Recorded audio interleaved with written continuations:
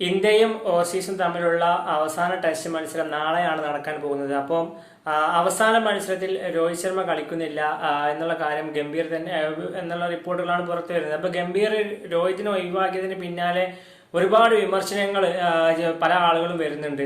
ഗംഭീർ ചെയ്തതിൽ ഒരു തെറ്റുമില്ല. കാരണം രോഹിത് ശർമ്മ അത്ര നല്ല മികച്ച നല്ല ഫോമിലല്ല ഇപ്പൊ പോയിക്കൊണ്ടിരിക്കുന്നത്.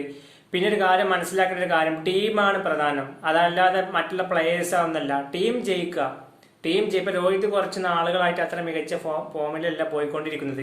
നാളത്തെ മത്സരമാവട്ടെ ബുംറയായിരിക്കും ക്യാപ്റ്റൻസി കൈകാര്യം ചെയ്യാൻ പോകുന്നത്. അതുപോലെ ഗില്ല് നമ്പർ 3 കളിക്കുമെന്നുള്ള കാര്യം വ്യക്തമായിട്ടുണ്ട്.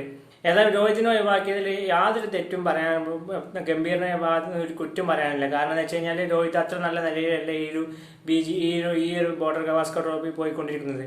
എന്നാൽ അടുത്തൊരു അപ്ഡേറ്റ് എന്താണെന്ന് വെച്ചാൽ രാജസ്ഥാൻ റോയൽസുമായി ബന്ധപ്പെട്ട ഒരു അപ്ഡേറ്റ് ആണ്. രാജസ്ഥാൻ റോയൽസിന്റെ അടുത്ത സീസൺ IPL സഞ്ജു സാംസൺ ആണ് ക്യാപ്റ്റൻ.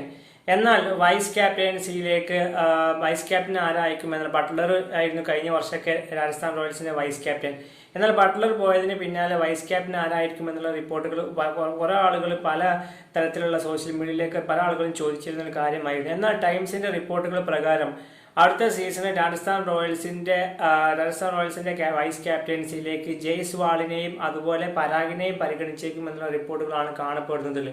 ഇതിന്റെ ഫൈനലായിട്ടുള്ള തീരുമാനം വരുന്ന 4 ദിവസത്തിനുള്ളിൽ, അവസാനത്തെ കുറച്ച് ദിവസത്തിനുള്ളിലായിട്ട് ഇതിന്റെ തീരുമാനങ്ങൾ പുറത്തു വരുമെന്നുള്ള റിപ്പോർട്ടുകൾ കാണപ്പെടുന്നു. അതുപോലെ രാജസ്ഥാൻ റോയൽസിന്റെ അടുത്ത IPL സീസണിൽ ടീമിന്റെ ഹോം ഗ്രൗണ്ട് ആയിട്ട് ഗുവാഹട്ടിയും ഉണ്ടായിരിക്കും. ജയ്പൂർ സ്റ്റേഡിയത്തിനോടൊപ്പം ഗുവാഹട്ടിയിലും പല ഹോം മത്സരങ്ങൾ നടന്നേക്കുമെന്നുള്ള റിപ്പോർട്ടുകളും കാണപ്പെടുന്നുണ്ട്. ഏതായാലും ഈ 2 അപ്ഡേറ്റുമായി ബന്ധപ്പെട്ട നിങ്ങളുടെ അഭിപ്രായം എന്തായാലും ഈ വീഡിയോക്ക് താഴെ കമന്റായി രേഖപ്പെടുത്തൂ.